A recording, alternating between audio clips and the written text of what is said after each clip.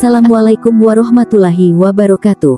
Sahabat Islam, masa kekhilafahan Bani Umayyah hanya berumur 90 tahun, yaitu dimulai pada masa kekuasaan Muawiyah bin Abu Sufyan, setelah terbunuhnya Ali bin Abi Thalib, dan kemudian orang-orang Madinah membaiat Hasan bin Ali. Namun Hasan bin Ali menyerahkan jabatan kekhalifahan ini kepada Muawiyah bin Abu Sufyan dalam rangka mendamaikan kaum muslimin yang pada masa itu sedang dilanda bermacam fitnah yang dimulai sejak terbunuhnya Utsman bin Affan, pertempuran Siffin, perang Jamal, terbunuhnya Ali bin Abi Thalib, serta pengkhianatan dari orang-orang Khawarij dan Syiah.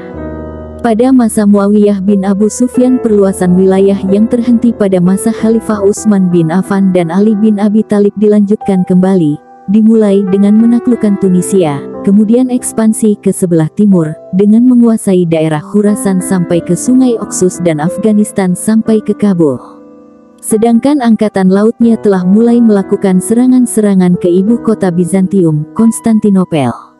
Sedangkan ekspansi ke timur ini kemudian terus dilanjutkan kembali pada masa Khalifah Abdul Malik bin Marwan. Abdul Malik bin Marwan mengirim tentara menyeberangi Sungai Oxus dan berhasil menundukkan Balkanabad, Bukhara, Quersnia, Fergana dan Samarkand. Tentaranya bahkan sampai ke India dan menguasai Baluchistan, Sind dan daerah Punjab sampai ke Multan.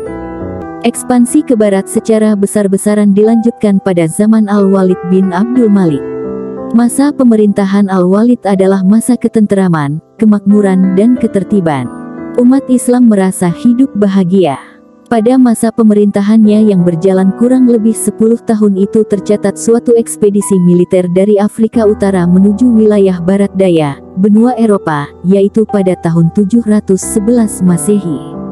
Setelah Aljazair dan Maroko dapat ditundukkan, Tariq bin Ziyad, pemimpin pasukan Islam, dengan pasukannya menyeberangi selat yang memisahkan antara Maroko dengan benua Eropa, dan mendarat di suatu tempat yang sekarang dikenal dengan nama Gibraltar.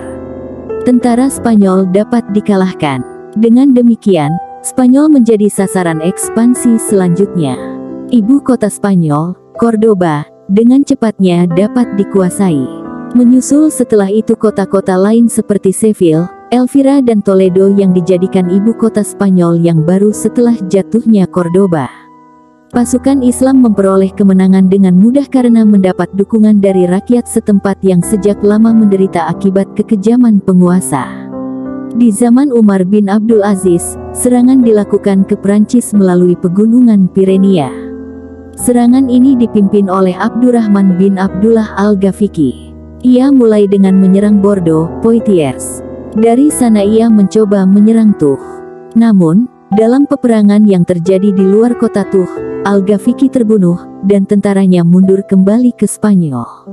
Di samping daerah-daerah tersebut di atas, pulau-pulau yang terdapat di Laut Tengah Mediterania juga jatuh ke tangan Islam pada zaman Bani Umayyah ini. Dengan keberhasilan ekspansi ke beberapa daerah, baik di timur maupun barat, wilayah kekuasaan Islam masa Bani Umayyah ini betul-betul sangat luas. Daerah-daerah itu meliputi Spanyol, Afrika Utara, Syria, Palestina, Jazirah Arab, Irak, sebagian Asia Kecil, Persia, Afghanistan, daerah yang sekarang disebut Pakistan, Turkmenistan, Uzbekistan, dan Kirgistan di Asia Tengah. Di samping ekspansi kekuasaan Islam, Bani Umayyah juga banyak berjasa dalam pembangunan di berbagai bidang. Muawiyah bin Abu Sufyan mendirikan dinas pos dan tempat-tempat tertentu dengan menyediakan kuda yang lengkap dengan peralatannya di sepanjang jalan. Dia juga berusaha menertibkan angkatan bersenjata dan mencetak mata uang. Pada masanya, jabatan khusus seorang hakim kadi mulai berkembang menjadi profesi tersendiri. Kadi adalah seorang spesialis di bidangnya. Abdul Malik bin Marwan mengubah mata uang Bizantium dan Persia yang dipakai di daerah-daerah yang dikuasai Islam. Untuk itu, dia mencetak uang tersendiri pada tahun 659 Masehi dengan memakai kata-kata dan tulisan Arab. Khalifah Abdul Malik bin Marwan juga berhasil melakukan pembenahan administrasi pemerintahan dan memberlakukan bahasa Arab sebagai bahasa resmi administrasi pemerintahan Islam. Keberhasilan ini dilanjutkan oleh puteranya Al-Walid bin Abdul Malik 705 sampai 715 Masehi meningkatkan pembangunan, di antaranya membangun panti-panti untuk orang cacat, dan pekerjanya digaji oleh negara secara tetap, serta membangun jalan-jalan raya yang menghubungkan suatu daerah dengan daerah lainnya, pabrik-pabrik, gedung-gedung pemerintahan dan masjid-masjid yang megah. Meskipun keberhasilan banyak dicapai daulah ini, tetapi tidak berarti bahwa politik dalam negeri dapat dianggap stabil. Pada masa Muawiyah bin Abu Sufyan inilah suksesi kekuasaan bersifat monarki heredatis kepemimpinan secara turun-temurun mulai diperkenalkan, di mana ketika dia mewajibkan seluruh rakyatnya untuk menyatakan setia terhadap anaknya, yaitu Yazid bin Muawiyah. Muawiyah bin Abu Sufyan dipengaruhi oleh sistem monarki yang ada di Persia dan Bizantium. Istilah khalifah tetap digunakan, tetapi Muawiyah bin Abu Sufyan memberikan interpretasi sendiri dari kata-kata tersebut, di mana khalifah Allah dalam pengertian penguasa yang diangkat oleh Allah, padahal tidak ada satu dalil pun dari Al-Quran dan hadits Nabi yang mendukung pendapatnya. Dan kemudian Muawiyah bin Abu Sufyan dianggap tidak mentaati isi perjanjiannya dengan Hasan bin Ali ketika dia naik tahta, yang menyebutkan bahwa persoalan penggantian kepemimpinan diserahkan kepada pemilihan umat Islam. Deklarasi pengangkatan anaknya Yazid bin Muawiyah sebagai putra mahkota menyebabkan munculnya gerakan-gerakan oposisi di kalangan rakyat yang mengakibatkan terjadinya perang saudara beberapa kali dan berkelanjutan. Ketika Yazid bin Muawiyah naik tahta, sejumlah tokoh terkemuka di Madinah tidak mau menyatakan setia kepadanya. Yazid bin Muawiyah kemudian mengirim surat kepada gubernur Madinah, memintanya untuk memaksa penduduk mengambil sumpah setia kepadanya. Dengan cara ini, semua orang terpaksa tunduk, kecuali Husain bin Ali bin Abi Thalib dan Abdullah bin Zubair bin Awam. Husain bin Ali sendiri juga dibayat sebagai khalifah di Madinah. Pada tahun 680 Masehi, Yazid bin Muawiyah mengirim pasukan untuk memaksa Husain bin Ali untuk menyatakan setia, namun terjadi pertempuran yang tidak seimbang yang kemudian hari dikenal dengan pertempuran Karbala. Husain bin Ali terbunuh, kepalanya dipenggal dan dikirim ke Damaskus, sedang tubuhnya dikubur di Karbala, sebuah daerah di dekat Kufah. Kelompok Syiah sendiri, yang tertindas setelah kesyahidan pemimpin mereka Husain bin Ali, terus melakukan perlawanan dengan lebih gigih, dan diantaranya adalah yang dipimpin oleh Al-Mukhtar di Kufah pada 685 sampai 687 Masehi. Al-Mukhtar mendapat banyak pengikut dari kalangan kaum Mawali, yaitu umat Islam bukan Arab, berasal dari Persia, Armenia dan lain-lain yang pada masa Bani Umayyah dianggap sebagai warga negara kelas 2. Namun perlawanan Al-Mukhtar sendiri ditumpas oleh Abdullah bin Zubair yang menyatakan dirinya secara terbuka sebagai khalifah setelah Husain bin Ali terbunuh. Walaupun dia juga tidak berhasil menghentikan gerakan Syiah secara keseluruhan, Abdullah bin Zubair membina kekuatannya di Mekah setelah dia menolak sumpah setia terhadap Yazid bin Muawiyah. Tentara yang dikirim Yazid bin Muawiyah kemudian menyerang Madinah dan mengepung Mekah secara biadab seperti yang diriwayatkan dalam sejarah. Dua pasukan bertemu dan pertempuran pun tak terhindarkan. Namun, peperangan ini terhenti, karena tak lama kemudian Yazid bin Muawiyah wafat dan tentara Bani Umayyah kembali ke Damaskus. Perlawanan Abdullah bin Zubair baru dapat dihancurkan pada masa kekhalifahan Abdul Malik bin Marwan, yang kemudian kembali mengirimkan pasukan yang dipimpin oleh Al-Hajjaj bin Yusuf Ats-Sakafi dan berhasil membunuh Abdullah bin Zubair pada tahun 73 692 Masehi. Setelah itu, gerakan-gerakan lain yang dilancarkan oleh kelompok Khawarij dan Syiah juga dapat diredakan. Keberhasilan ini membuat orientasi pemerintahan Bani Umayyah mulai dapat diarahkan kepada pengamanan daerah-daerah kekuasaan di wilayah timur meliputi kota-kota di sekitar Asia Tengah dan wilayah Afrika bagian utara, bahkan membuka jalan untuk menaklukkan Spanyol atau Al-Andalus.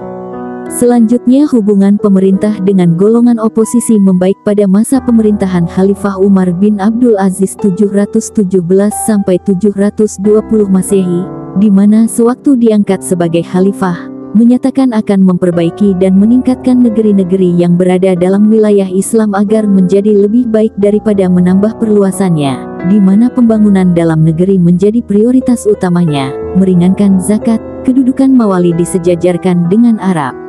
Meskipun masa pemerintahannya sangat singkat, tetapi berhasil menyadarkan golongan Syiah, serta memberi kebebasan kepada penganut agama lain untuk beribadah sesuai dengan keyakinan dan kepercayaannya. Sepeninggal Umar bin Abdul Aziz, kekuasaan Bani Umayyah dilanjutkan oleh Yazid bin Abdul Malik 720–724 Masehi. Masyarakat yang sebelumnya hidup dalam ketenteraman dan kedamaian, pada masa itu berubah menjadi kacau. Dengan latar belakang dan kepentingan etnis politis, masyarakat menyatakan konfrontasi terhadap pemerintahan Yazid bin Abdul Malik cenderung kepada kemewahan dan kurang memperhatikan kehidupan rakyat.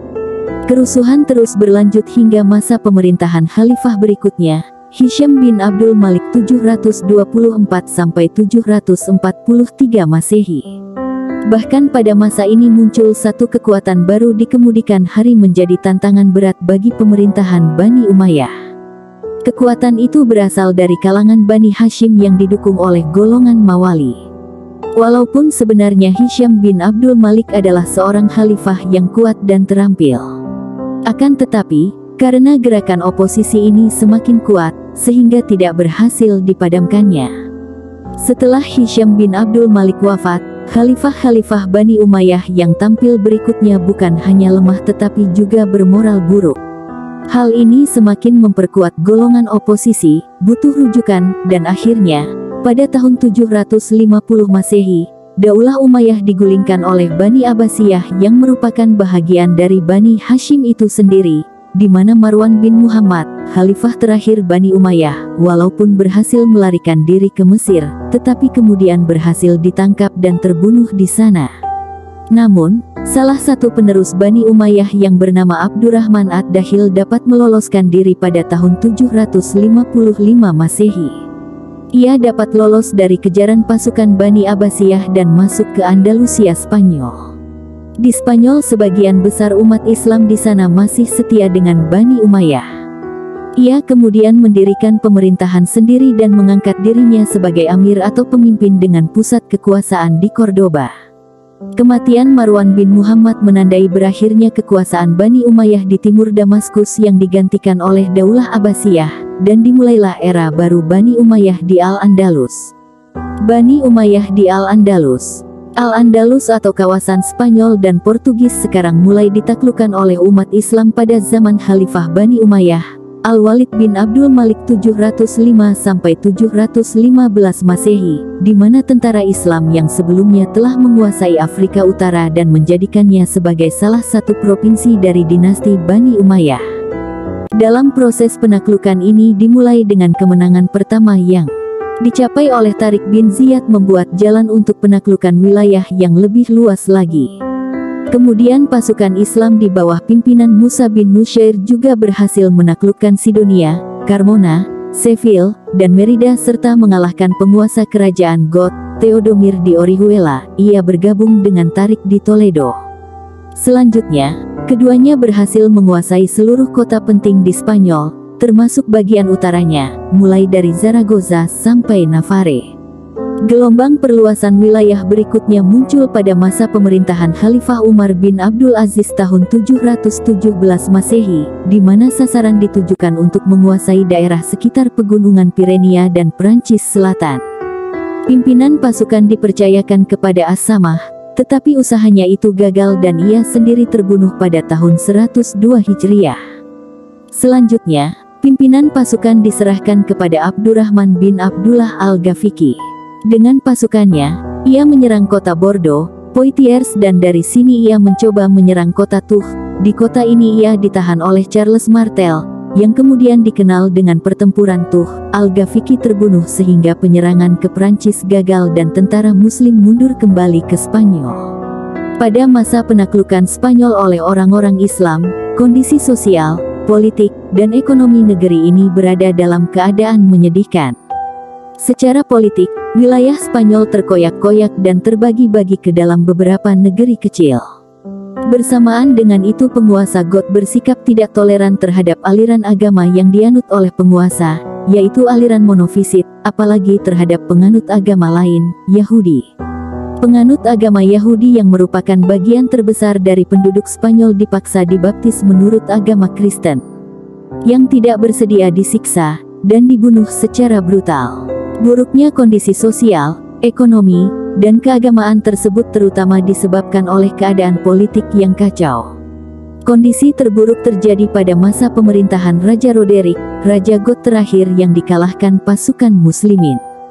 Awal kehancuran kerajaan Visigoth adalah ketika Roderick memindahkan ibu kota negaranya dari Seville ke Toledo, sementara Witiza, yang saat itu menjadi penguasa atas wilayah Toledo, diberhentikan begitu saja. Keadaan ini memancing amarah dari Opas dan Acila, kakak dan anak Witiza. Keduanya kemudian bangkit menghimpun kekuatan untuk menjatuhkan Roderick. Mereka pergi ke Afrika Utara dan bergabung dengan kaum Muslimin. Sementara itu terjadi pula konflik antara Raja Roderick dengan Ratu Julian, mantan penguasa wilayah Septa. Julian juga bergabung dengan kaum Muslimin di Afrika Utara dan mendukung usaha umat Islam untuk menguasai Spanyol. Julian bahkan memberikan pinjaman 4 buah kapal yang dipakai oleh Tarik, dan Musa. Hal menguntungkan tentara Islam lainnya adalah bahwa tentara Roderick yang terdiri dari para budak yang tertindas tidak lagi mempunyai semangat perang. Selain itu, orang Yahudi yang selama ini tertekan juga mengadakan persekutuan dan memberikan bantuan bagi perjuangan kaum Muslimin. Sewaktu penaklukan itu, para pemimpin penaklukan tersebut terdiri dari tokoh-tokoh yang kuat, yang mempunyai tentara yang kompak dan penuh percaya diri. Yang tak kalah pentingnya adalah ajaran Islam yang ditunjukkan para tentara Islam, yaitu toleransi, persaudaraan, dan tolong-menolong. Sikap toleransi agama dan persaudaraan yang terdapat dalam pribadi kaum Muslimin itu menyebabkan penduduk Spanyol menyambut kehadiran Islam di sana.